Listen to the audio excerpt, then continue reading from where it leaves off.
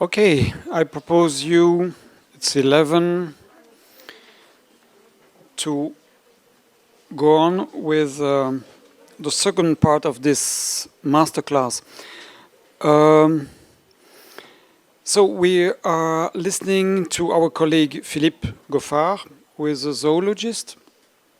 And Philippe is a specialist of data analysis as well. And he will speak. This is in connection with the Marc presentation and with what Jean-Sébastien explained. And he will explain us that it's still possible to do something with non-professional data. Philippe? Thank you.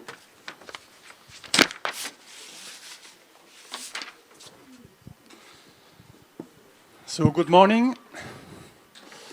I will talk about analysis of citizen data and illustrate potential ways to use them to estimate population trends, especially.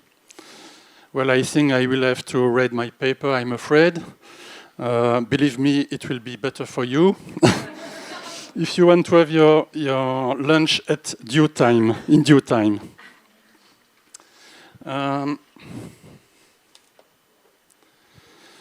The main question behind this talk will be, what can we do with citizens' data, despite the weaknesses highlighted by Marc, and with the aim of monitoring biodiversity trends.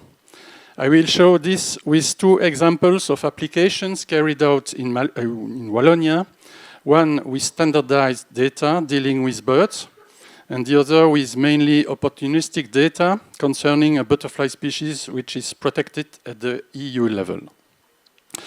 In the introduction, I will also briefly mention another classical use of citizen data, which is the production of distribution maps and atlases. The distinction of standardized and opportunistic data is important to make before wanting to analyze them. In standardized data, observations are done, as you know, in a time frame at a point, plot, transect, or site. For example, birds seen during a winter weekend in your garden, butterflies counted in a transect of 15 minutes. On the other side, opportunistic data are defined as recordings of observations at points or in grids at a date, which consists of complete or partial list, the observer possibly selecting only rare species. One of the main use of citizen data is the production of atlases and distribution maps. We published several atlases in Wallonia about dragonflies, amphibians and reptiles, butterflies, but also orchids, birds, ants, etc., etc. In parallel, distribution maps are presented on our website, which offers the possibility of regular updating. But my goal here is to mainly discuss another use, namely to estimate trends in time and space. Indeed, monitoring is a crucial issue in the context of global changes, and producing curves like those showed here for butterflies in England can help to highlight threats and results of action taken in this matter. But the question is, can we estimate reliably trends of species or group of species with citizen data? Even standardized data suffer from bias and errors. First, unbalanced observation effort between regions, sites, grids leads to geographical and temporal biases. Second, not all species are detected at each visit, and there are observer effects depending on their skills. And three, and of course, there may be identification errors which generates false positives. But could lower quality data be compensated by data quantity, quantity being one of the main advantages of citizen data? here I present you some first results of a statistical treatment done on winterbird counts in gardens throughout Wallonia by Natagora, and this for 2 decades. We did not use abundances of birds in gardens, but just occurrences of species, and thus estimated the trends in frequency. The results are quite interesting as they provide clear trends for 55 common and widespread species, with 3 examples shown here. You can notice narrow confidence intervals because the number of gardens surveyed is huge. It's in the thousands. So for common species, this kind of scheme is proving very successful, and the data, more than 2 million until now, can be analyzed quite easily. Now, can we say the same for opportunistic data? First, this kind of data suffer from the same biases and errors than standardized ones, but 2 other biases add to them. Field methods and intensity vary between observers and visits, which can be called methodological bias. And not all species are systematically reported, generating a reporting bias. So, how to deal with these data biases for trend analysis? I see 3 key points. First, abundance data are not usable, and it is needed to work with presence absence, or more correctly with detection, non-detection data. Secondly, methods of observing and reporting vary between people and through time. So it is useful to know the range of naturalist behavior in the field, on the field, to make appropriate selection subsets of the data and to adapt modeling. Thirdly, the intensity of search varies between visits due to the variety of durations, routes taken at sites, time of day, weather conditions, and people skills. Thus, it is needed to evaluate and to take into account the visit sampling effort when modeling. Fortunately, there have been interesting developments with the modeling of opportunistic data over the past 2 decades. A scientific paper proposed in 2012 and 10 a nice solution to the visit intensity puzzle. It consists to use the list length, that's to say the number of species seen during a visit, as a proxy of search intensity, and to include it as a covariate in the model. Some other important papers have been published since, seeking to evaluate the reliability of different methods applied on those so-called noisy ecological data. They showed that distribution trends can be estimated reliably when analyzed with appropriate statistical models. A few excellent books have also helped to enhance the statistical skills of applied ecologists, notably the titles presented here. Now, I will develop an example of analysis applied on the data of a nice boreal mountain butterfly, widespread in the Ardennes Massif, where it has probably its main stronghold in Western Europe, as you can see on the maps here, hence our responsibility for its conservation. So we tried to mine in our available database, totaling more than 1 million butterfly data. Here is the temporal distribution of them since the early 90s. An impressive increase can be seen over the last decade, which has been already shown by others previously, and which is explained with the introduction of web portals where naturalists can record their observations. The map shows you the disparities of sampling effort between grids in a given year, which is typical of opportunistic data, of course. A similar pattern can be found for our target species with the number of data per year on the left and the number of 1 kilometer square grids where the butterfly was found per year on the right. Looking naively to these graphs, this could suggest that the species is expanding, but one may suspect that this is an effect of increasing sampling effort. Thus, to see the real trend, it is necessary to model data in a relative way. To do this, we have modeled here the proportions of detections and non-detections through time with the least length analysis. This model takes into account and controls the intensity of the visit, and we can see that the probability of detection, I will show this, the probability of detection of the species rise with the number of species found during the visit. But the model takes also into account the visit date, and of course the probability of observation increase until the peak period and then decrease. Just here. The resulting year trend appears on the third graph here, and we see that it is declining significantly. This means that when visiting suitable grids at the right time of the year in the Wallonia range, the probability to detect the butterfly approximately halved within 2 decades. This can be explained by the disappearance of the species on some grids, or just the decrease of its abundance in other grids. The last graph just gives a diagnosis of the model, and which predicts quite well the observed data, as shown by the orange points aligned along the diagonal.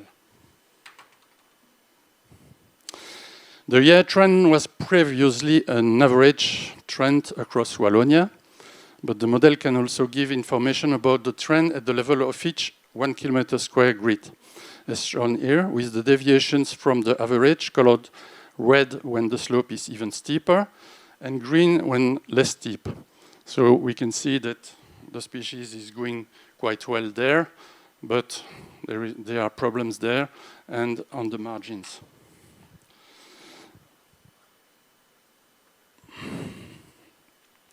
In addition, it is possible to make refinements such as this one, allowing interannual variations around the average year trend, which is more realistic for insects. We tried also to see if there was an altitude effect on year trend, as this butterfly is linked to cold climate regions, and that climate change could explain part of the decline. The new model seems to validate the hypothesis, as the decline appears stronger and sooner at 300 meters in red above sea level, and then at 600 meters in green. Finally, it is possible with the same modeling to search for a phenological shift within the 3 decades interval. This confirms that the peak of observation probability appears earlier in the year, on average in 22 than in 1990. So I would conclude by saying that both opportunistic and standardized data can provide interesting insight into trends, at least if we select appropriately the data and use adapted statistical methodologies. Moreover, I am quite convinced that, in a sense, quantity can compensate for lower quality, as it is shown in this graph proposing a hierarchy of data types with increasing information content going upwards, but decreasing records quantity. Finally, it is worth mentioning that statistical modeling is improving at an impressive rate, and new techniques are developed every year that allow for better estimates of large-scale trends. One promising avenue is notably the growing field of integrated models, which can exploit different data sets in a single joint modeling. Thanks to this approach, it is, for example, possible to combine information from detection, non-detection, opportunistic data, and standardized counts on certain sites. And this kind of models provide generally better estimates than those obtained from these datasets used separately. And that's it. Thank you for your attention.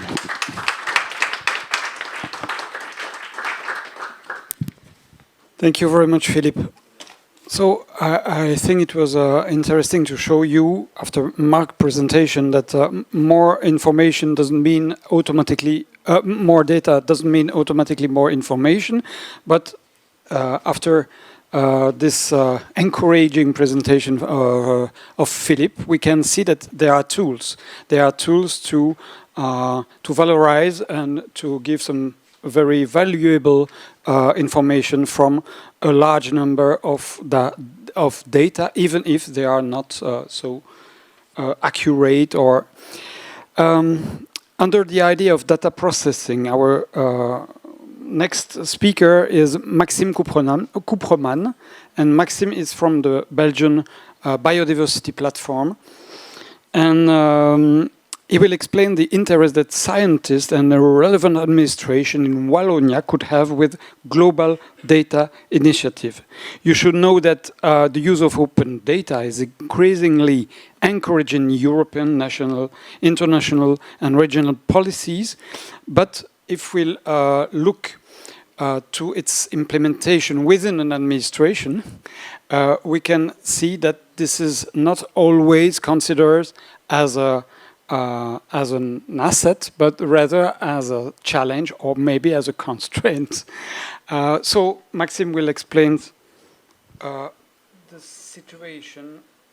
I leave him the floor.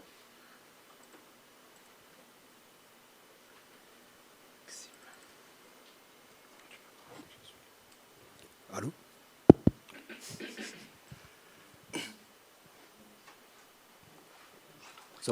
Well, first, thank you, Luc. But I will also remind first that I belong also to the DEMNA, the regional administration, because the today's presentation, I will focus on our point of view, maybe regarding to this global initiative, talking about open and fair data, which can be a bit scary, as you right said.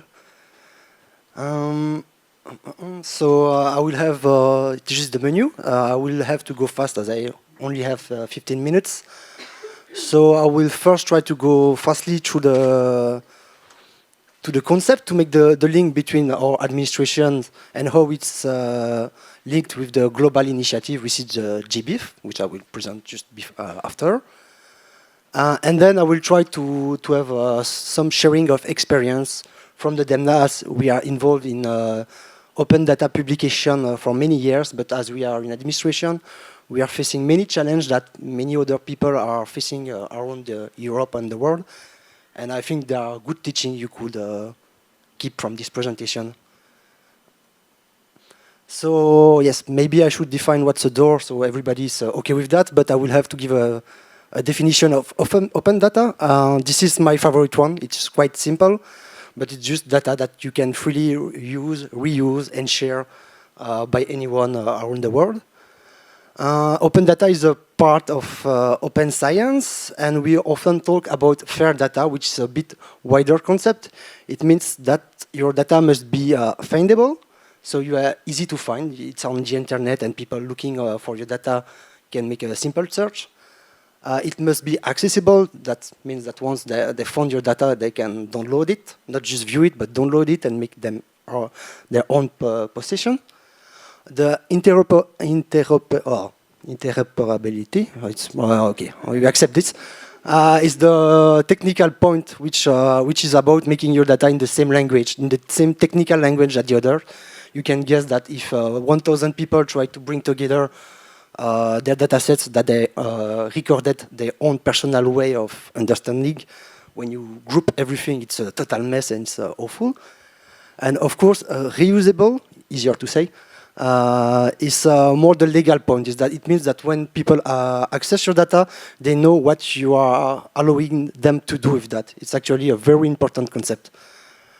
So this open data is a part of the more global open science concept, which covers a lot of things, open access, open source for the programming, etc. but it's more or less a philosophy and a way of working, and it can also be implemented to the decision making and the management when we talk about nature, which is quite close to the science, as you could see with the other presentation this morning. Also, open data is a continuous concept. It's not your data is open or closed. It's that when your data is open, you can still make it a bit more open to the other. It's rarely totally closed, actually. So now I will first introduce you to our global network. So it's a biodiversity data infrastructure, which is created to provide anyone, anywhere in the world to access freely the best knowledge on biodiversity raw data. You can see on the graph the participating network, which is growing years after years. It's quite a success story. We have now more than 2.5 billion records on the tool, even still too much birds, but everybody will agree with me. An important concept is that it's a network, so every country is participating to the network, and they engage their data, biodiversity data community to join it. But people still have the ownership of their data. You have to see it like a television, when you can anybody can put his own channel and say, okay, put in this channel the data what he wants on the format he wants. It's also good for all type of data. It's also much implemented in EU and global programs. Actually, it's much supported. So yeah, here you can see a fast resume of the network. We have more than 2,000 publishing institutions, and yeah, you have the numbers there. Talking about the data access, so all the data can, of course, be accessible through the portal, but an important thing to keep in mind is that the data is available for automated processes, of course, digital informative processes, so you can include a download from GBIF within your analysis on R, but also on your programming things and create website just using the data from GBIF. Maybe you can make the little try after using the web services. So yeah, that's a fast reminder of what is biodiversity data we are talking about. There are punctual data, so where, when. So what species did I observe at which moment, by who, and this kind of information. This is the key of the raw data we are talking about. And now, when we look at Belgium is part of the network since the very beginning. It's a very active country in the network. We are publishing a lot of data, implied in a lot of steering committees. But it's also a divided country. So the participation to the network is made through the development of a node, a team, which is the national focal point for GBIF, which is, in our case, endorsed by the Belgian biodiversity platform that Lux just presented in the beginning, which I belongs to in the same time that the DEMNA. So we are the focal point for many international biodiversity-oriented organizations, from which GBIF. And we are also trying to make decision-making on biodiversity more oriented on evidence-based solutions and collaborative solutions. And so within the platform, we have the GBIF node team, which I present you, but we are basically ITs and data people working in the network. We are spread amongst different institutes in Belgium, because Belgium is very scattered, as you can see. We have different regions, different community, language, and when it comes to the data and the management, it can be very tricky. So the idea is the platform spread all the officers in the institute. So for Wallonia, of course, the best institute to go for GBIF and biodiversity data things is the DEMA, so the Department for the Study of the Nature and Agricultural Environment. So maybe we had enough presentation this morning to check that we are doing a lot of things with biodiversity data, as much as the sampling, collection, coordinating the network. But also we have a lot of IT solutions and for consulting using the data, which is homemade and working for many years. So, what I will explain now the more global context and try to make the relation. So we can see that we have a global network with, I would say, high level setting up the strategy and the principles, saying, hey, open data is super cool, use it, please. And we have the reality of an administration, which is dealing with the day-to-day work. And I like the picture because they are really looking at the muloscope. Sorry, I couldn't translate this. Muscle things. And so there is a long way from the theory to the real implementation, on which I'm trying to make open data flow in a very easy way. And this is what I call on the right my schizophrenic area, just because the two worlds can sometimes just clash. And so I wanted to focus on the perception of the Walloon region, because that's maybe something you can learn more today, better than just sharing with you the usual open data speech, which is quite good and quite true, but I think you can find it on the internet quite easily. So for an administration, open data can be pursued as a top-down request. It comes from our hierarchy and many higher level institutions as European Commission, etc. We already have channels, so why do we have to do the work again? Because we are actually well working with our clients. So it's extra work. Sometimes people sharing the data think it's a loss of ownership. We are already working with low resource, and we are not really independent in the choice we make for biodiversity and the choice we make to handle our network of internet, which is the basis when you want to share your data. We also have many obligations that sometimes are a bit clashing with the big open data principles. So my point of view was to maybe share with you some return of what we had from many years of trying to publish data at the DEMNA, and just keep the big lines because it's too short to have a technical presentation. So if you look at very simplified data life cycle, I would say, from the DEMNA perspective, data comes from very diverse data generator in the networks. It can be external partners, it can be broader department within the administration, but also our own teams, which all have their own database or way of encoding data. So all these distributed data have to be first downloaded, then first negotiated, I would say, then accessed, and then you have to clean, to group them, and to reformat them. It's a very long process, and at the end, when you have a solid content, you can use it or just share it as a raw data export. So yeah, the people are using also, our network also use different formats, which is a very big challenge actually. Everybody's encoding the data its own way.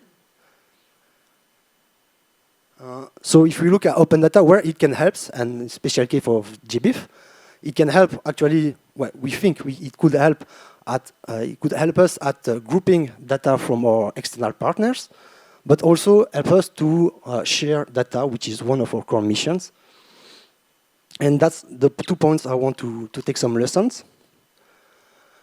So, of course, there are good opportunity of sharing data through these open data portals. Of course, the first one is to lower the workload of data procedures. At the DEMNA, the very concrete example is the CMDD procedure, when people requesting data have to send a request, an official request that goes to a procedure which is not totally digitized, so it can take a few weeks. And sometimes people just prefer to click and have the data now. Also, you can describe a lot your data, and it can also help you to not to have to do a lot of communication when you provide a file. You can reach broader communities, but that's the things I tried not to focus today, but that's still something you have to go in mind for acquiring data. So, for example, we can now access to iNaturalist data we never considered before, maybe a new data source to include. But also you enable more larger scale data studies, I would say, mostly focusing on global scale trends, which are really important in the world we are in. Data can be reused a lot, and once you publish on the internet, you don't have to make it an export each time someone wants it. Once it's done, it's done. of course, there are not only opportunities, but we are facing many limitations. So the first one is the fact that we have to create an extra canal. If we look at our picture there, you have to actually make a new canals that will go to another way. So it's just extra work. We cannot just drop other things we are doing. It's a huge informatic and skills investment, actually. For example, if you want to host a data center for GBIF, you have to have your own IPT, which is a publication instance. But for that, you need to have some autonomy on the internet and on your network, what we don't have. There are the red point, which are the most important one, and I would like to talk about it after at the break. But these are, I would say, our reality issues, actually. So we have a legal obligation, and open data has low, I would say, tips on that. For example, we cannot share data that could harm nature. So what do we do with sharing sensitive species data? If we look at these species on the right, I know the French word, but I don't know I can translate it. Maybe Philippe? Schleich? Gray Schleich. Okay, super. Thank you, Philippe. And if you check the occurrence on GBIF, you see that many publishers do not care about the sensitivity of the data. But us, as an administration, you have to take this as a really important point because it's our legal position. We have the data quality that we talk with, that was aborded this morning. And I will not go deeper, but an important point which was not really aborded was the taxonomy, which is really important and a really big technical challenge for publishing data when you want to control what you publish. Actually, you want to know which species you are diffusing the data. Also, it's a transversal change. It's not just add something. You have to review all your process to include more GBIF and other tools in your ongoing processes. And also, if you want use it as a tool to gather data from your entire network, you have to operate that switch into the entire network. That means empowering the smaller data publisher, which is not always possible. So at the moment, the conclusion is that we can partially do open data, but it's not a total solution for all our diffusion kernels. My tips in this case would be to just do the best you can, actually. It's a true that it's an investment. That's not something that we can deny. You have to keep your own kernels, diffusion kernels, because you have targeted clients, I would say, when you forward data. But it still can help a lot with your data procedures. And I think you should try to think this way, how it can help. That's maybe the most important, not just to think what I have to do, what I am obliged to do. And you have to accept that actually you can publish something which is not totally complete. You can keep some information on the behalf that people can still reach you to have this particular information afterward. But you don't have to give fully detailed, like the exact position of a rare species or the name of the people observing the species when they maybe should not be there this day. You have to claim for hierarchy support because you need resources and change, so it's really important. And maybe just accept that that's a new tool that you can take up in a progressive way. And of course, our return of experience is that it's better to work with easy data, I would say. For example, non-native species, it's quite easy to find the names. It's quite easy to be okay to share the data without sensibility issues. And now I want to finish. I don't know if I'm still in time. We're just showing you a small project when we tried actually to create a bubble, GBIF bubble, to create actually a whole process going from the data to the policy making, I would say, using GBIF as a data mediator. The first one is the Trias project, which is a project on invasive alien species, which was partially supported by my colleague Sonia from the platform and from them now also. And so it's it was a tool that was set up and a collaborative process to actually create a national register for introduced species in Belgium, because the information was really split between the different institute and data source.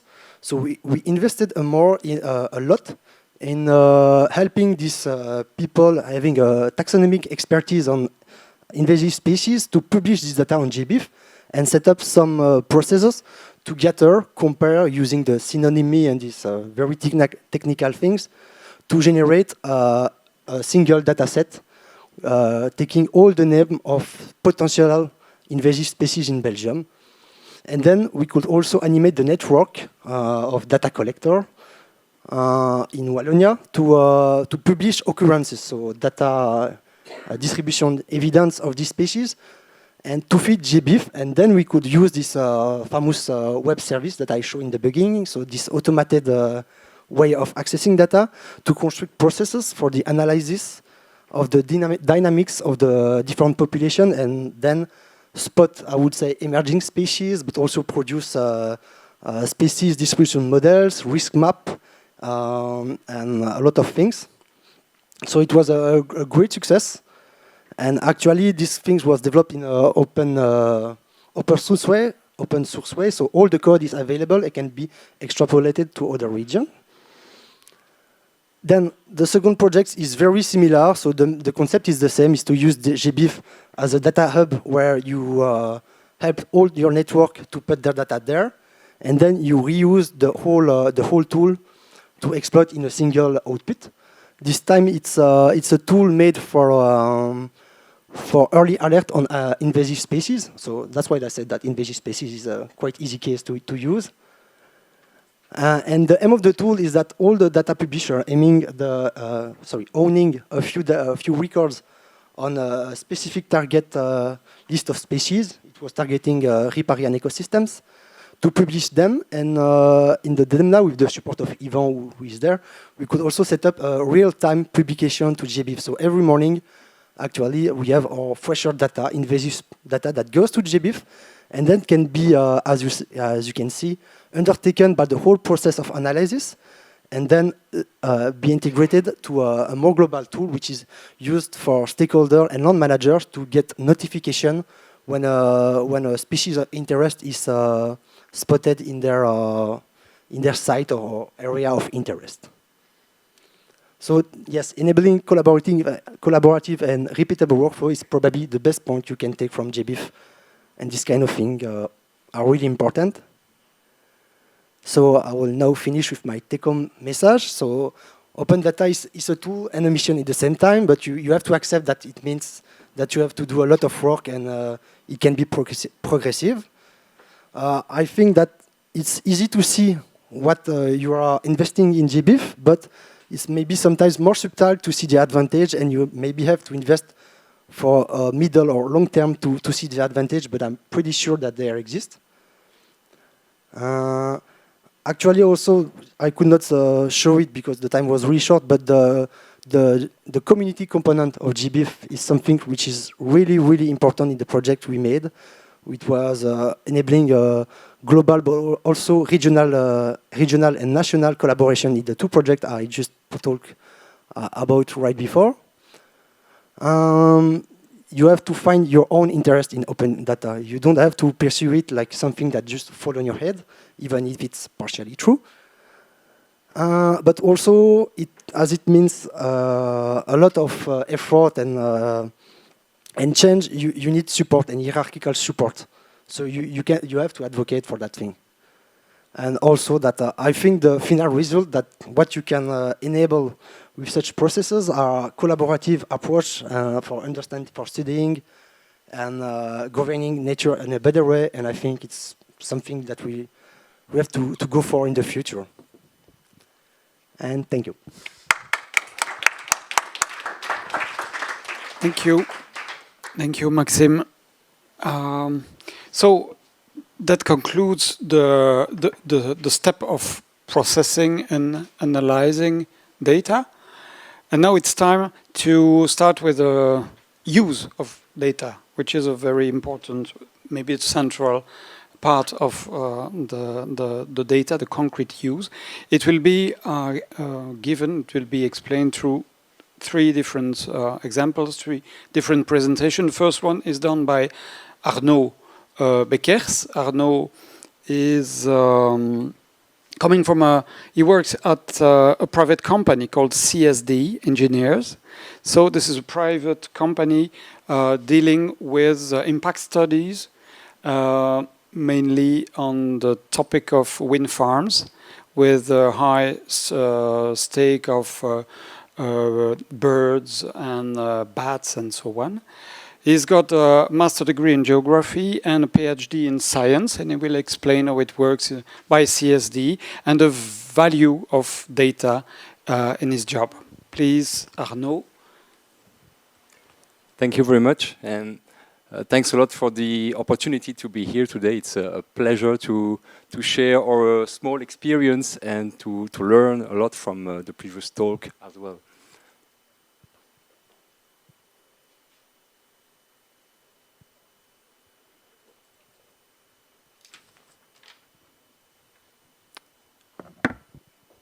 Is it talking? Yes, okay. So my talk is about the value of biological data in environmental impact studies. First, who we are. We are an engineering and environmental consultancy. I belong to a big group based in Switzerland. And so we are working on soil pollution, construction, impact assessments, permitting, special building and so on. But I belong to this team here, the biodiversity team. We are actually a team of 15 people working here in Namur, so the town just over there. What is our job regarding the use of biological data? We are conducting studies for private and public clients. What kind of studies? This is mainly environmental impact assessments, for example, for a housing project here in Hemidos. We are also working a lot on wind farm projects. This is here a wind farm project in a forest in the Ardennes. We are also working on industrial projects and so on. And more recently, we are involved in the scientific studies with some partners like universities, which is very interesting in my point of view. So each of those studies are based on new biological data that we acquired by ourselves in the field, and also, very importantly, based on existing biological data. And those, what I called existing or external data, where does those data come from? This is not the full picture, but it was just to show you what kind of data we are looking for when we start to study the impact of a project. I'm not going into all the details, but we have some producers that I named citizens, so unpaid field observers. And we also have professionals, NGOs, regional administration, also consultants like me, and also the Bird Ringing Center, which is a federal institution. So many different stakeholders. And you can see at the final line, I try to summarize how it is easy or not to get some data from those providers. Sometimes it's very easy. For example, with Natagora, we have, I would say, a good relationship, an easy way to communicate. It has some cost. And this is also very easy with the DEMNA. The method is working well and quite fast as well. And this is free. But with the other data sources, we have no easy access. We can have some access, but it's never easy. And this is sometimes a problem. There are two steps in which biological data are very essential in our job. The first is the study design. How are we going to study the impact of this project? And there are two different possibilities. First, in the case of a housing or commercial or industrial projects, those projects concern relatively small sites, and the risk of a significant impact on a protected species is relatively low. There is a risk, of course, but in comparison to the other kind of project, the risk is low. It means that often we only have 1 day of field observation to go to the field, check for protected species, and start our study. In such a case, biological data are essential for highlighting biological issues and advise the project developer, so our client, to carry on more field observation. And this is a discussion between us and our client to try to get more money for us to go to the field and having a better understanding of the biological issues. So it's never easy. The other kind of project, very different, is wind farm project. In that case, there is always a high risk of significant impact on protected species, on birds, but mainly on bats. We also have, for a long time, for around 10 years now, official guidelines for field observation by us. It means that wind energy developers need to pay us to go to the field between 16 and up to 34 days for field observations. So this is two very different situations. I'm going to continue in this question of study design with an example. This is a housing project.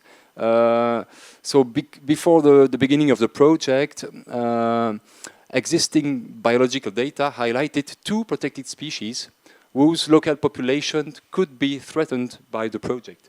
It was a owl, a bird, the little owl here, and a little frog here, the natterjack. It's the first time I say the name in English.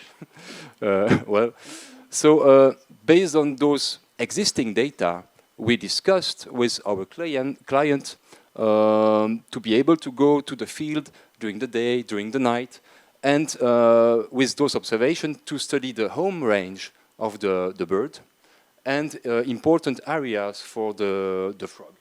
And based on those observations and also from available observation from existing databases, this is the databases from Natagora, based on this we had enough information to a strong base, I would say, to apply the avoid, reduce and compensate principle.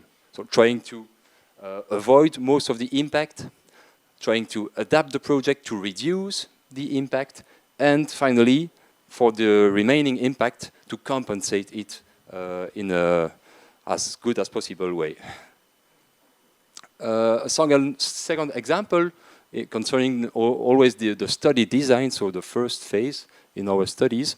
This is a business park project and protected flowers. Again, we were at the base only paid for 1 day of field observation. And in the existing data, we've seen before going to the field that 2 protected plants were present, but those plants did not have the same flowering period. One was mainly easy to map in May, and the second was easy to map in August. So in that case, existing data was really a key element to convince our client to pay more, to improve the study design and improve the study quality. Now I am at the second step of our studies. After the study design, we go to the field, we gather a lot of data, as much as possible, and we try to assess the impact of the project. This example is a wind farm project in Wallonia, and we had some issue with a bird, the Eurasian dotterel. So this is a bird that is breeding in northern Europe, in the mountain of Scandinavia mainly. And this species uses open farmlands in Belgium as a stopover site during his migration. So he really likes a large open field without anything in the open field.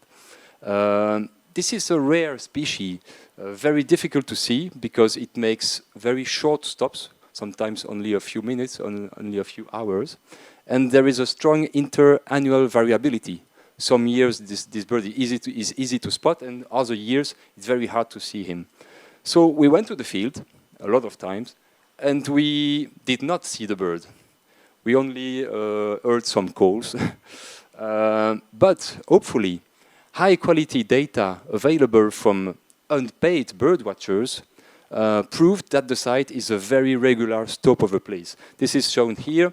The wind farm project is shown in yellow, and all the stars are the existing data about these birds in this field.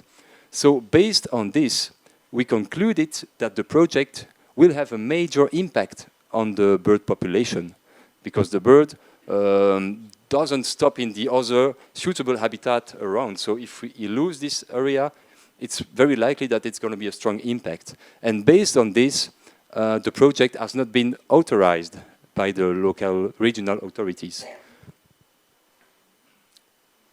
Well, here I wanted just to present you some strengths and weaknesses, in my point of view, about all those biological data available in Wallonia. First, the strengths. There is a very large amount of data for some taxa, as said already, for birds. So this is very a chance for our work. And there is also, in my view, my opinion, quite good cooperation between most stakeholders. As a private company, we are able to have access to some data, so that's a good point. Now the weaknesses. Some of the data we got from the administration have a reduced geographical precision. People from Demna here knows it very well. So for example, those points show data we received from the administration. The green dots are accurate data in terms of geographical accuracy, and the orange dots are data with a reduced geographical precision. And for us, it's very difficult to work with those points, because if we are studying a project, I would say here, and if those points are related to breeding raptors, we don't know what could be the distance between, for example, the nest of the bird and the project, which is a key parameter in our assessments.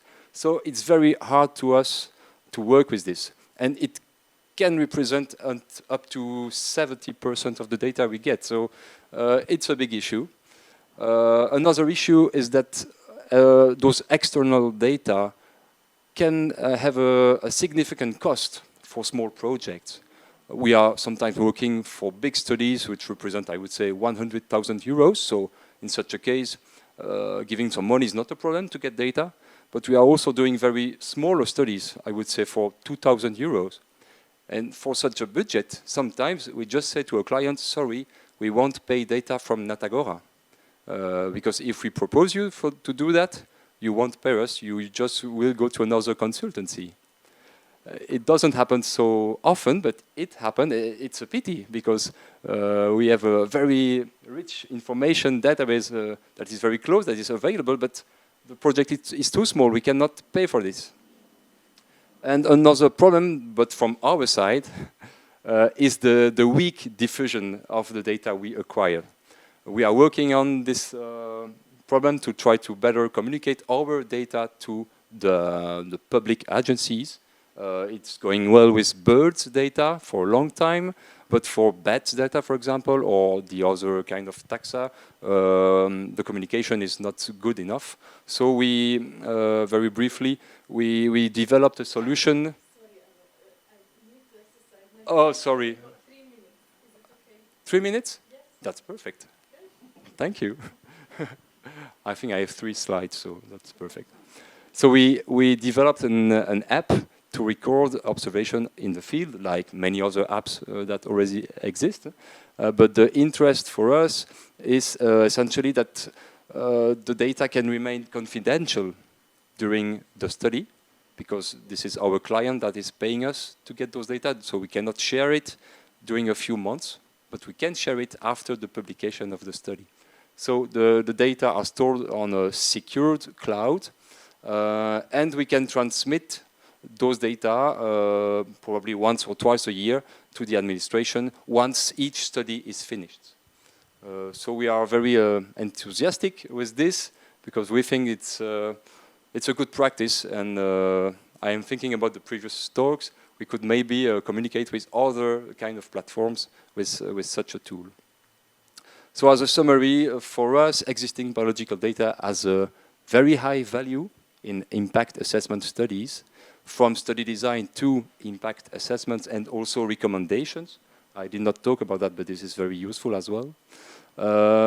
We have a lot of data in Wallonia, but as already said, mainly about birds, so there is something to improve there. Our request, if possible, would be to reduce the geographical degradation applied in the regional database. If we could go from 4 kilometers to 500 meters, for example, it would be great for us. We can discuss about that, please, at the lunch. And but finally, just to say it again, we are developing this app with which we can, I think, gather thousands of data every year and share it with the administration, which is very motivating to me. Thank you. Thank you very much, Arnaud, for this very nice, very interesting presentation. This presentation was about data use in the meaning of support to decision making, because impact studies are done, of course, for to take a decision, final decision. Another aspect of data use will be the action of one of our stakeholders, the association Natagriwal, which I prefer to call agency rather than association, because I think you're more working as an agency rather than an association. But you will explain the role of Natagriwal. Arnaud Sepulcre is one of the representatives of Natagriwal. I give you the floor, Arnaud. Thank you very much, Luc. Can everyone can hear me fine? Yeah. So hello everyone. My name is Arnaud. I'm working for Natagriwal as a Natura 2000 advisor, and I'm also part of the scientific support. So today I'm going to present you a little bit what we do. It's a little bit more concrete, it's a bit more on the ground approach as we've seen before. But of course, none of these implementations and missions that we are doing can be done without all the data we have been discussing earlier, of course. So first of all, Natagriwal is a non-lucrative organization, but of course, like Luc said, it's true we are working more like an agency, but do not confuse us with Natagora, with Jean-Sébastien. A lot of people confuse us. It's very different. Natagora is it's a NGO, it's a non-governmental organization where it's very different for us because we are almost 100% funded by the Walloon region. So it was created in 2012, and we have been given some missions to accomplish and to look at environmental issues on different perspectives, on the farmland, on the Nature 2000 network, and other missions I will present you just now. So our first mission is the promotion of the agri-environment scheme. So it's the promotion of the agri-environment and climate measures. So it's going towards farmers and help them and support them into promoting biodiversity on their ground. So it's to do like field margins for butterflies, to plant hedgerows, and to create ponds, and to put like fauna strips which will be giving food for birds during the winter and this kind of stuff. There's a lot of different options for farmers, and basically we are advising them, and we are acting as a buffer between the administration and the landowners or the land manager, so that he can actually know exactly what he can do and have the right advice and expertise to do the right thing with the right environmental issue, and to make something very relevant to his land, and that is possible for him as well. So basically, it's a volunteering approach here. So not all the farmers have to do it. They can do it if they want to, and it's a contract of 5 years. And then during those 5 years, they have a contract to do a certain amount of actions on the land in order to promote the biodiversity. Which is not the case of sorry, what? Skipped one. Which is not the case of Nature 2000, which is compulsory. It's part of the law. So here, people that are affected by the Nature 2000 network, I guess everybody knows what is the Nature 2000 network. Yeah? I'm not going to re-explain that, but so for the people, for the landowners and land managers, which they can be private or public, all the people that are affected or concerned by the Nature 2000 network, they have restrictions on what they can do and what they cannot do on their land. And basically, we are here to again help them and support them and advising them on what they can do, what they cannot do, of course, so that they can respect the law. We are not there to control them. Again, we are acting as a buffer. We are not the organization which is going to be controlling them on the ground and seeing if they are doing the right thing and putting them a fine if they are not doing the right thing. No, we are here actually so that they can ask us, like, am I doing the right management for this forest, for this meadow? Am I following the law? And sometimes we're like, oh no, here actually you are not doing the right thing, and so we are advising on how to do. But we are also giving them information on what are the opportunities of Nature 2000, because there are subsidies which are linked to this Nature 2000 network to restore habitats and ecosystems. So here, again, based on the data and experts like Philip, for example, that comes often with me on the ground to give me like expert data and priorities on environmental issue. People that are affected by the Nature 2000 network, they can ask for subsidies and they can ask for restoration subsidies. So if they have an ecosystem or a habitat that is valued by the Nature 2000 network, we can restore it by doing a lot of different things. So it can be creating a pond, it can be planting hedges, planting orchards, putting fences to restore the management. It can be a lot of different things in order to restore the ecosystem. And that is subsidized at 100% by the EU and the Walloon region.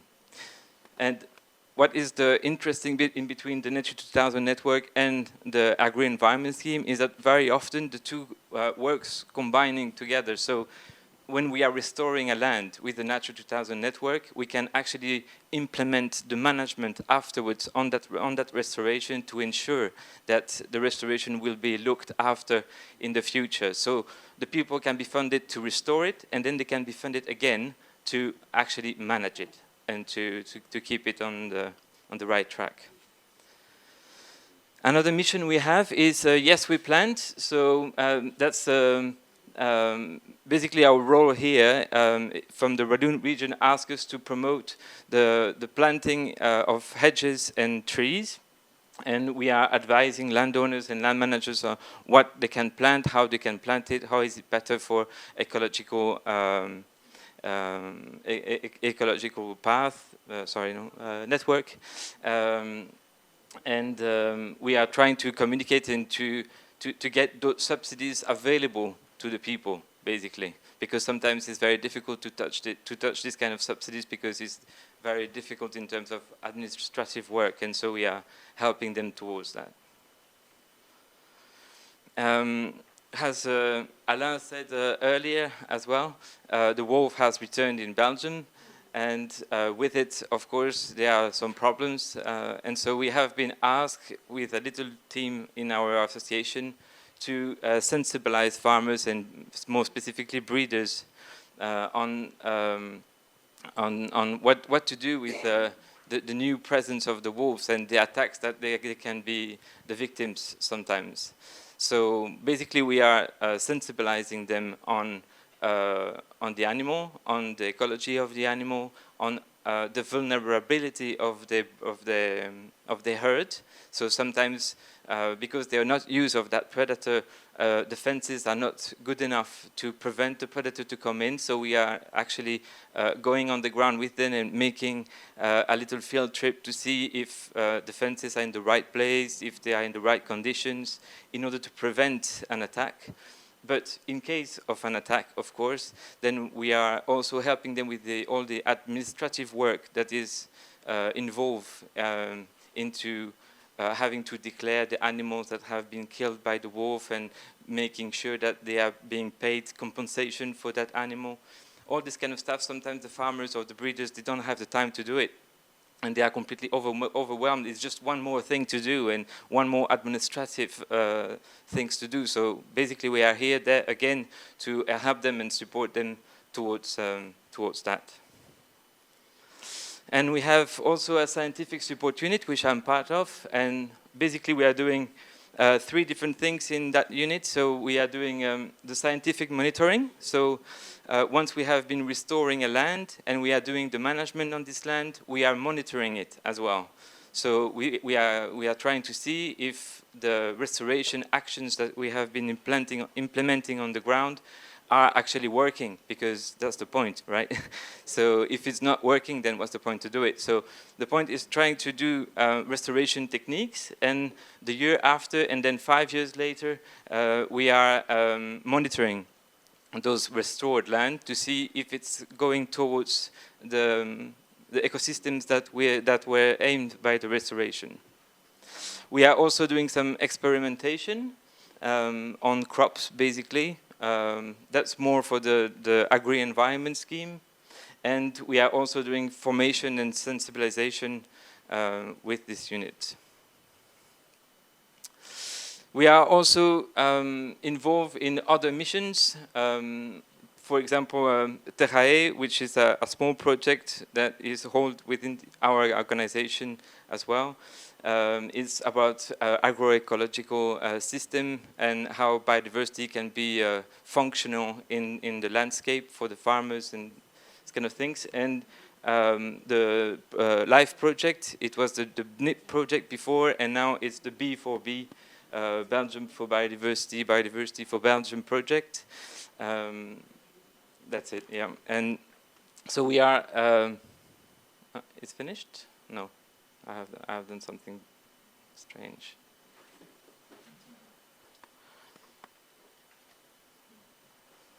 J'ai bougé un peu le truc.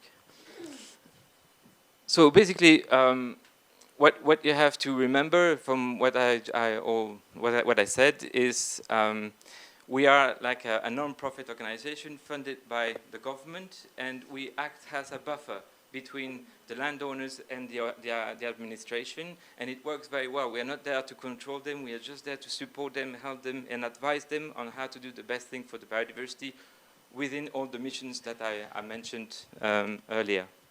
So we are about 61 people now working in this organization, and we have all our work and all our advice is free. For example, for the landowners and land managers. So that's quite interesting for them as well. It's a completely free support. And that's it. Don't hesitate to come to see me if you have questions, or if you want to talk about missions, I just said, during the lunch break or something.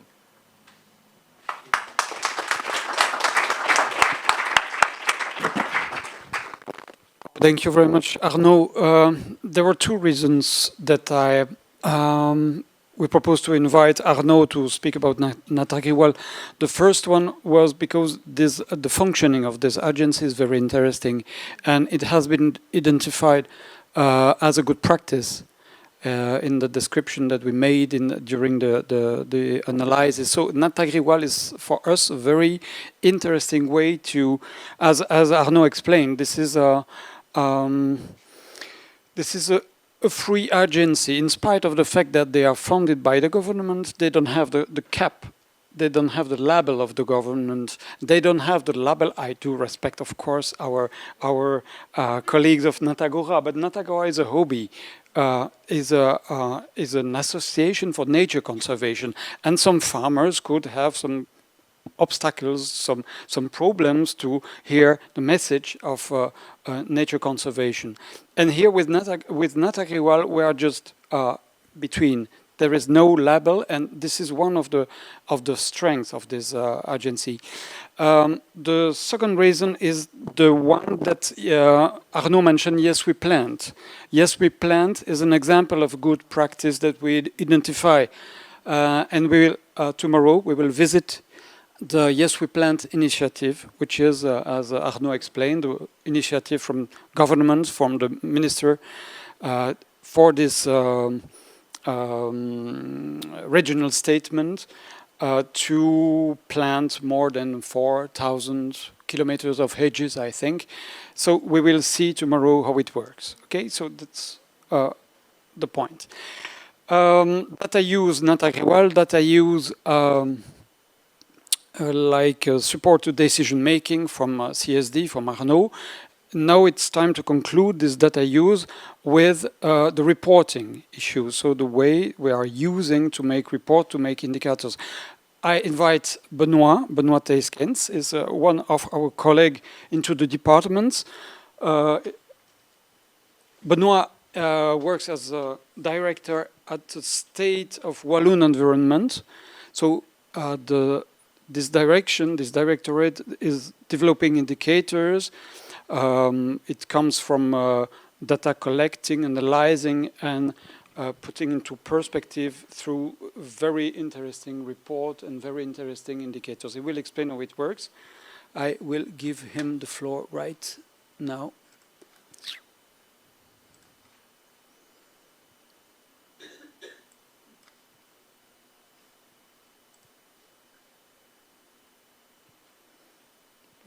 Benoit, where are you? You are here.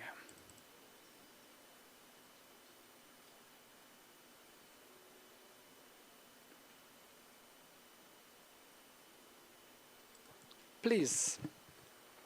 Thank you, Luc. Hi, everyone.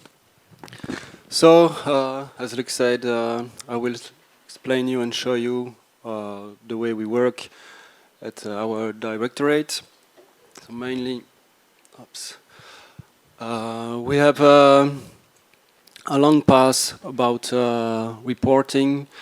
It's because there is a legal obligation for us to publish some report about the state of environment, and it's also an application of the Aarhus Convention. And so, since from the early 80s, we have different kind of reports, and this is still evolving today. So I will pass to the animation, and the next baby to come is the diagnostic.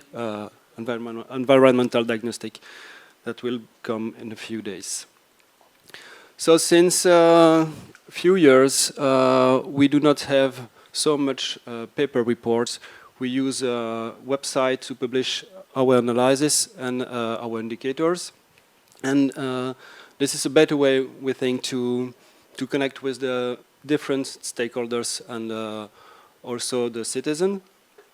Also, it allows us to publish our data, because for us it's also important to give this data to everyone. But I will focus here. The data we use are aggregated data, and so these are not the raw data. So our reporting process is also including reporting to national and international environmental database and administration like EEA, Eurostat, OECD. And the indicators we use and we set are, this is a set of indicators that based off largely and internationally recognized indicators. But also we have some specific indicators for the Walloon region. We work with a great network, a great collaboration with different kind of stakeholders, mainly regional and federal administration, and universities and research centers. And we have different thematics. So I won't explain everything here, but our work is to get a good picture of the environment, and so we study the impact or the pressure of the different anthropic activities on these different thematics. The indicator approach is a concise view, an overview of a complex problem, but it allows us to synthesize quantitative or qualitative data and by some graphs of maps, and it facilitates the dissemination of information to the different stakeholders, and also it helps us to identify the factors involved in the different process. And it provides, when it's appropriate, some elements to assist the decision-making process also. But it has also some constraints and limitation, because the quality of the indicators-based interpretation depends, of course, of the quality of the data source. And it can be also sometimes reductive, because we do not always have entire analytical approach. But these indicators are still quite good stuff to explain in which state is our environment. I will use an example here that is based on the common birds population. I have to explain here that we do not do the processing of the data and the analysis of the data that is done by Natagora. This is our partner for that indicator. But the data are well standardized, yes, in a well-done protocol, and so the study is main done on the common species of Wallonia, and that is done by volunteers or professionals who are working for Natagora, and we receive the data after. So we work like partners with this NGO, and as I said, they are professional and non-professional data collectors.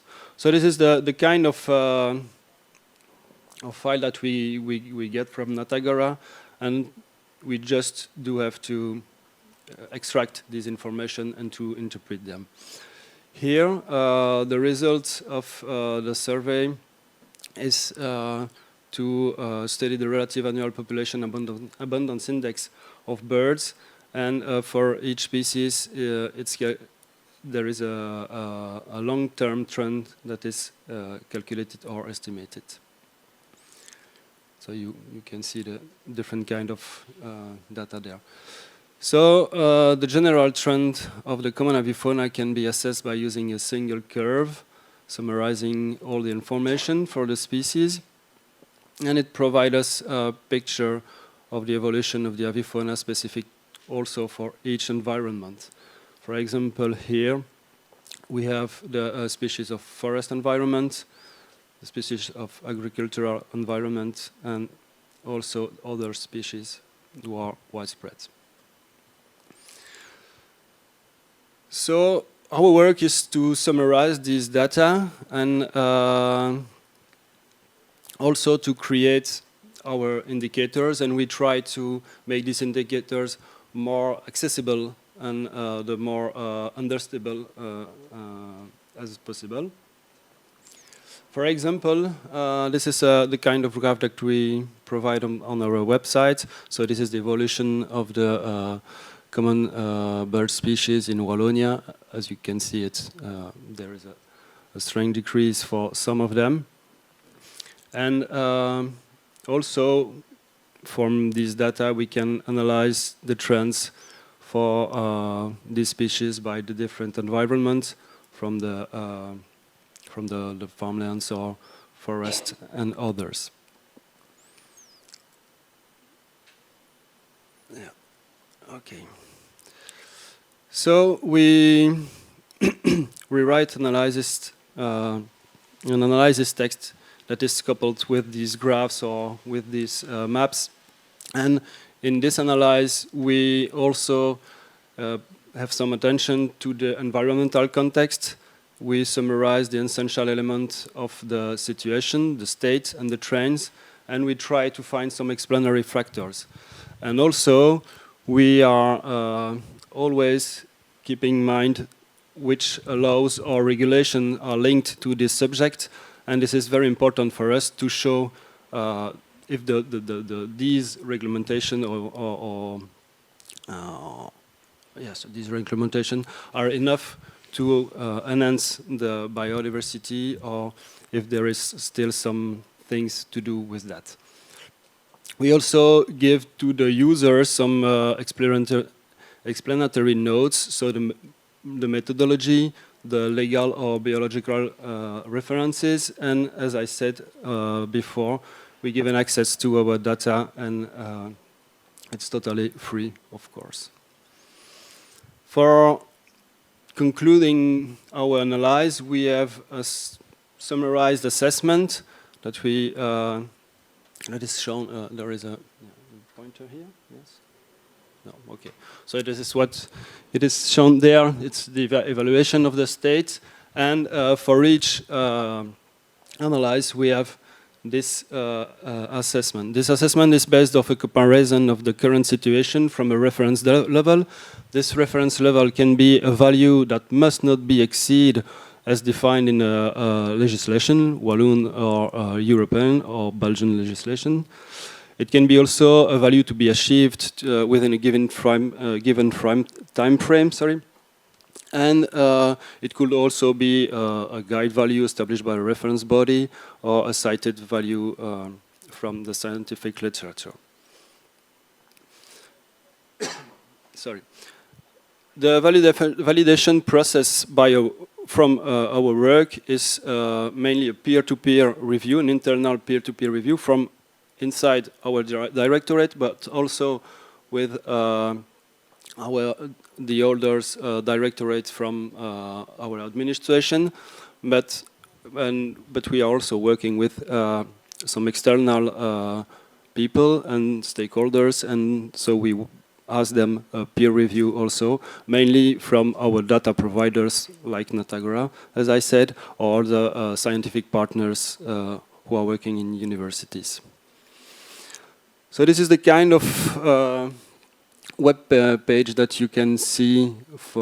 This is only here a small extract of the page because there are generally 4 or 5 indicators in the page, and I don't think I have the time. Yes, maybe a little bit. Yeah, a few minutes to show you on the web. Yes. Yes. Okay. So this is the kind of page. No. Okay. Oops, that works. That doesn't work. I wanted to show it, but no. I will go back to the presentation. Sorry. Is it working? Oops. Okay. So all our indicators are gathered on our website, and on our website, as you can see, we also publish some studies that we are not making by ourselves, but we subsidize some studies and also others publication, and that is the things that it's going to come soon now, and as I said, it's the next paper publication. We make every 2 or 3 years of paper publication focused on one subject. The next one is diagnostic of the environmental situation of the Walloon region, mainly based on the different different elements. So it's about the air, soil, biodiversity, and the water quality. So that's it. Thank you very much.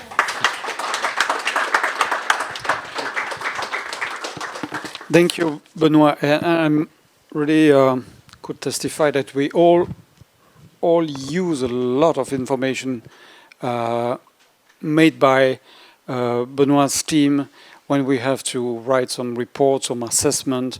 The job is very interesting, and you can follow the link that Benoit gave. I put them into a sheet on the website. I will give you the link for that from different useful links, and I put the links to the state of the Walloon environment. There are a lot of very accurate, very interesting information there. So the cycle of data is now over. If you still have a little bit of energy, I want to present you Professor François Mellard. Professor François Mellard is a lecturer and researcher at the Faculty of Social Sciences at the University of Liège. His research work falls within the fields of sociology of science and technology, environmental sociology, and social studies of human-animal relations. He is particularly interested in the transformation of scientific practices coming with the emergence of the new climate regime. So this is a different aspect that we wanted to share with you after the data. When we talk about citizen participation, it's interesting to have a sociologist here to say and to explain how it works. So, Mr. Mellard, I give you the floor right now.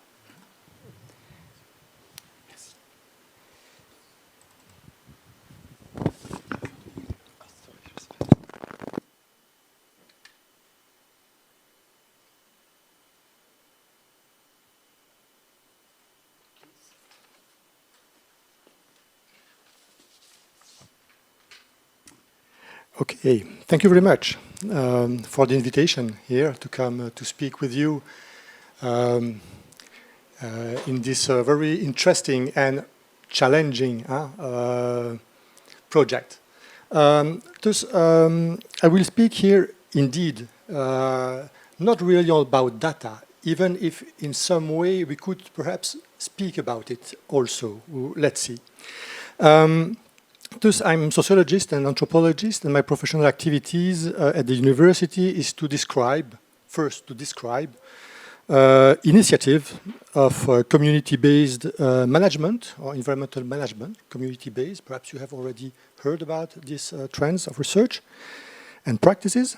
To describe these initiatives, but also to create concrete setups, participatory setups between experts, public authorities, and citizens. Just, I had to put into functioning citizens panel, citizens conference, citizens local parliament in the province of Luxembourg, the citizens assembly who work with the management of, for instance, national and natural park or reserves. Okay. What I would like to present here is to that nature has entered the political sphere. It's a political issue now, and really since the beginning of the climate change, which highlights our dependence to ecosystems, to healthy ecosystems. What does it mean, healthy? This is the problem, in fact.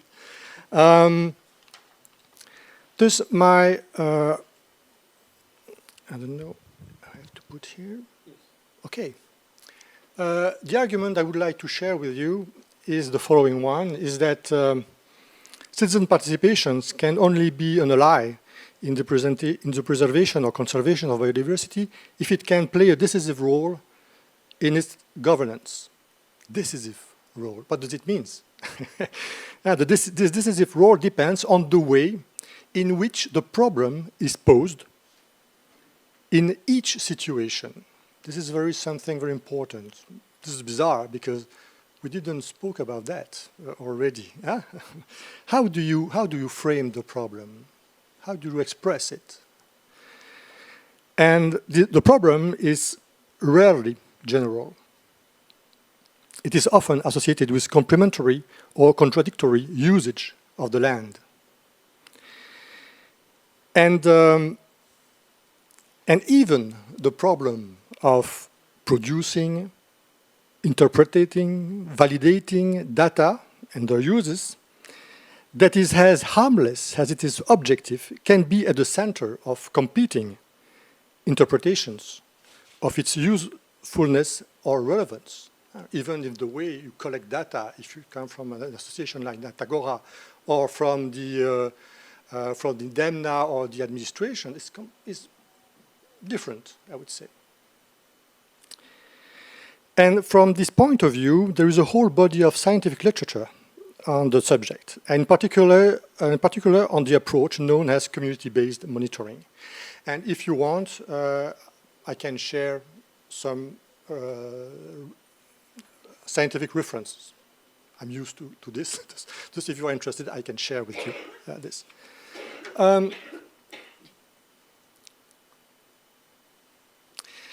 And it was something that has been, I was told of, to give a view from the outside of your consortiums. What attracts my attention in the way your consortium presents itself publicly is this. First, the assumptions, there's these assumptions that citizens need to be convinced of the importance of conserving biodiversity. And to do that, we need to inform them and raise their awareness. Okay? I'm correct. But this is just a particular way to deal with this subject, or the way to see what could be the, I would say, the competences of citizens. And we'll come back with this later. You are calling for citizen participations on a broad and sustainable scale. Just the question is, what does it mean? Broad and sustainable scale. And at this stage, there is no explicit methodological position on the part of the consortiums, and there are general observations and wishes, which is normal at this stage, I would say. But competing problems or the way to frame the questions, well, I can share with you, but briefly, is the case of coexistence with the beaver, because it's not just about to count the number of species. The problem is also how to live with, okay? And thus here in the Walloon regions, like most part of Europe, we have an extinct species returning to areas colonized by humans in their absence. And where in Belgium it was, their absence was, their extinction was in mid-90s, and returning was in the 90s of last century, already last century, okay. What was very interesting to learn from studies that could have been made about this problem of coexistence is the moving from managing the species to managing the individual beaver, because it has an history on the place, a problem of competitions with the usage of the river basin, and thus this is very something important. The key role of the history of human relations with beaver, the transformation of the posture and practices of administrative agents, which in their history come from exploitation of nature towards ecosystem preservations. This is a very big trend that happens now. And what is very also important, what we can learn about this problem of coexistence with the beaver, is promoting coexistence with wildlife. What does it mean? It means acceptance of living in a more complex world. And we do it. This is very strange. I mean, this is very strange. We pay a lot of money in different institutions in order to favor this coexistence. Okay? So there is a kind of cultural trance. Okay? But it's not a very easy and peaceful trance, but it exists, in fact. And also what is important is the relearning by both citizens and public and scientific authorities, or public and scientific authorities, that nature issues are also society issues. That's why we spoke about political ecology, in fact. Alors, I will share with you 4 thoughts on citizen participation. Okay, citizen participation, what are we talking about? And hopefully there are some people around here who took some time in order to try to assess who are the persons with whom they interact for Natagora. And this is very difficult, very difficult. But it's important to do it. And what I would like to share with you is the fact that, in fact, I don't know if you understand well, but when I hear everybody who are speaking, what does it mean, citizens? It means associations. Am I correct? But the case of Natagora, of course, who works with both professionals and, if I remember well, 70% of ordinary persons. But as a sociologist, what I can see is that many people speak in the name of citizens. Hence, the confusions that reigns around what can be called the public is very important. I think one of the challenges is to work not just with associations, with stakeholders, in fact, but with citizens, ordinary citizens. Well, what is the difference between a citizen and a member of an association? The difference I make is that in a participatory project, if you speak to somebody and this person speaks in behalf of an association, it is a stakeholder. If he speaks according to his own practices, it's a practitioner, okay? But it gives completely different point of view, okay?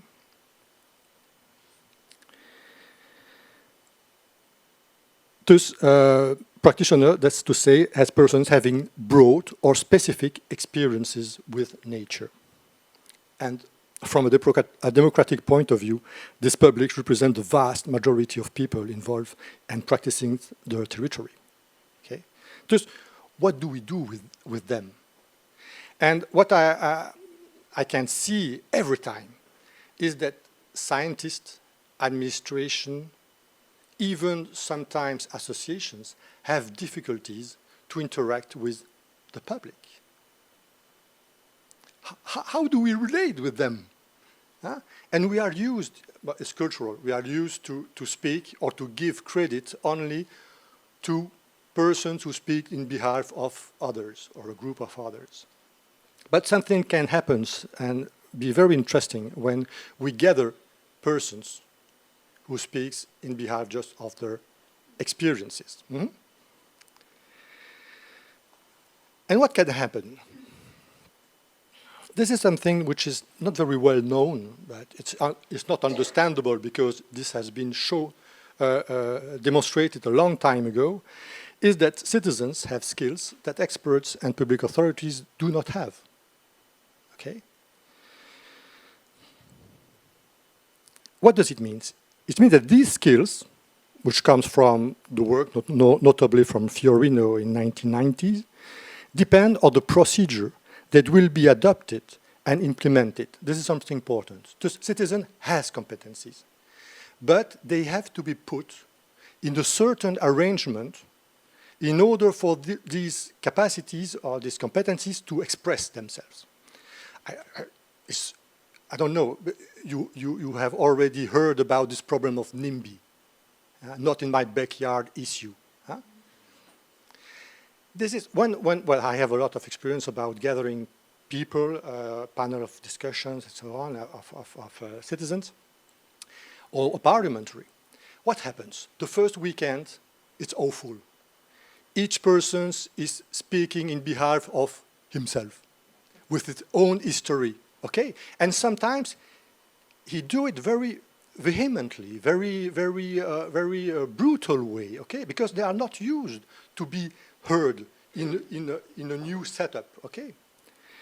But if you give some credit to your own procedure, they will begin to understand that their own point of view is not that far from others, okay? And they will begin to become a panel of citizens. And a panel of citizens could be very difficult, not to manage, but they are very, I would say, exigent. Exigent in English? Yes? requiring, exigent, because they don't want to be used or instrumentalized. Okay, this is something very important, and you have to be à la hauteur. You have to be sufficiently rigorous to respond to their expectations. Okay. And something that have to be, which is important, is that you have to be aware that citizens do not think primarily in terms of causes, as experts would, but in terms of consequences. This is very important for them.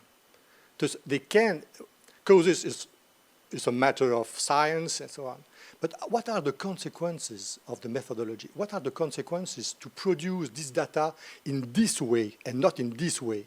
Okay? This is very important for them. Could be important for them. Okay, I will just show you some 6 citizen competencies that can be assessed through the literature, that we have. How to say that? I would say I have already personally validated. Is that, well, I will just mention them if you want. Okay. Yes. 5 minutes, I don't know. Oui, 5 minutes, okay. Does ordinary citizens frame problems more broadly than experts? When I say experts, not just scientific experts, it could be administrative experts, okay? Because they are not constrained by disciplinary boundaries. A citizens panel makes it possible to mobilize a broader spectrum of expertise upstream of decision making, because if it's downstream, it doesn't serve to nothing. The participative involvement of citizens allows us to test the limits of experts' models. Strange, huh? Judgments leads to a greater awareness of values and common sense. Citizens are more inclined to identify alternatives and solutions than are experts. And the last one, which is more a political one, is that citizens are more apt to institutionalize regret, to come to terms with uncertainty, and to consider the possibility of errors in decisions. Okay?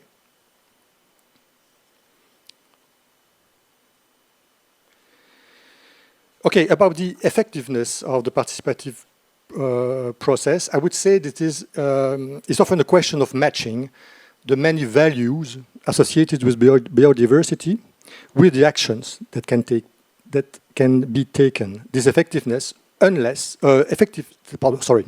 effectiveness will be closely linked to 2 things: the mandate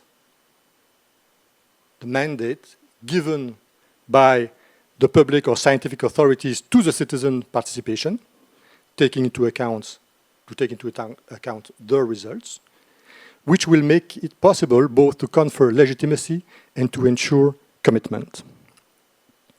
And I agree with Marc this morning about the difficulty to, of course, that the citizens could continue to be involved, in fact, in the monitoring. First, the mandate. Second, the respect. The respect for the recalcitrance of citizens. We are not accustomed for that. What does it mean?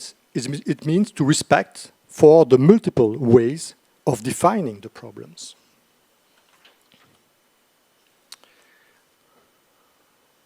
Three minutes. I will go quickly then, and perhaps if you will be interested, we could speak about that during the lunch. The collaborative frameworks can, according to the literature, have at least 3 dynamics. You know perhaps already that, sorry. The collaborative model, the deliberative model, and the transformative model. Okay? Collaborative model is, I call it low citizen science.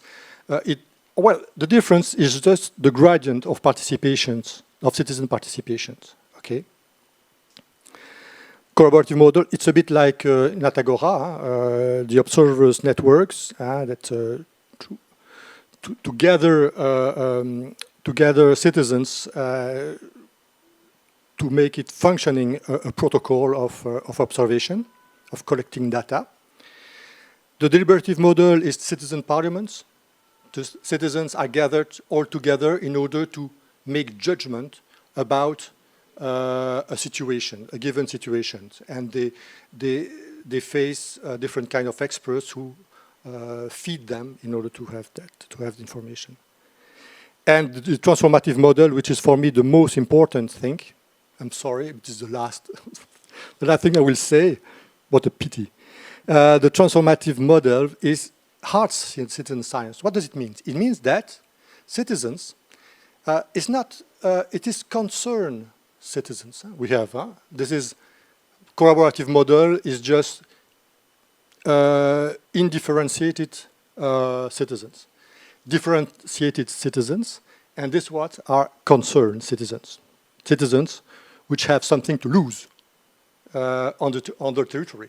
Okay, and that's why this model is called also is around the co-construction of problems and research protocols. Of course, these three models are all relevant.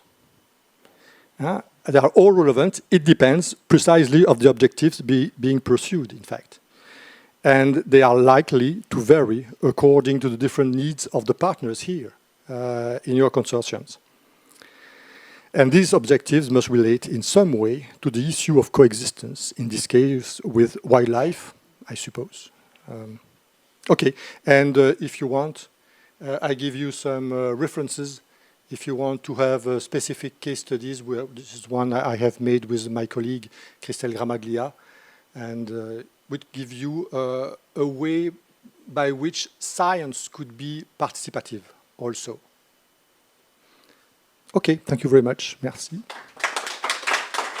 No questions? Sorry. Thank you, Professor Mela, for this last contribution of our masterclass. Thank you very much. So don't hesitate to discuss with speakers during the lunch time. It's now time to gain a little bit of energy for the afternoon. The afternoon will be devoted to the stakeholders workshop.